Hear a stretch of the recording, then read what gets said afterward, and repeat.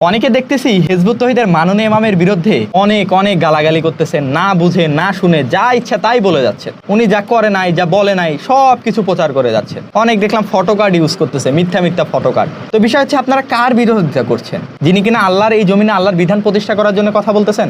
ভাই আমি দেখি উনি দিন নাই রাত নাই 24 ঘন্টা সব সময় দেখি উনি আল্লাহর বিধানের পক্ষে কথা বলে যান।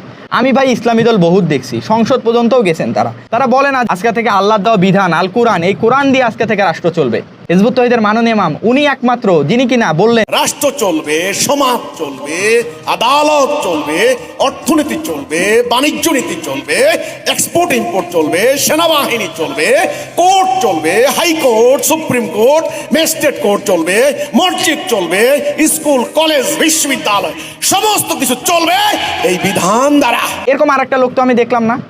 আমরা বলি আমরা 92% মুসলমানের দেশ, আমরা বলি আমরা আল্লাহর আইন চাই, আল্লাহর বিধান চাই, আল্লাহ যেভাবে বলছেন সেভাবে চলতে চাই, সেভাবে রাষ্ট্র পরিচালনা করতে চাই।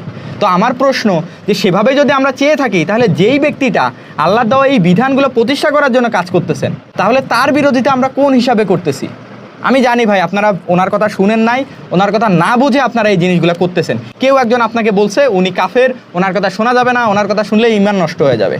এই কথা শুনে আপনি ওনার কথা শুনেন না, যে শুধু গালাগালি অপপ্রচারগুলা শেয়ার করতেছেন। তো আমার অনুরোধ থাকবে আপনাদের প্রতি, আপনারা মাননীয় ইমামের কথাগুলো শুনুন, মন দিয়ে উপলব্ধি করুন, দেখবেন একবারে ক্লিয়ার হয়ে যাবেন আপনি ওনার বিষয়। উনি আল্লাহর বিধান যাচ্ছেন, আপনি দেখবেন ওনার কথাগুলো শুনলে আপনি নিজে ওনার ফ্যান হয়ে যাবেন, ওনার ভক্ত হয়ে যাবেন আপনি।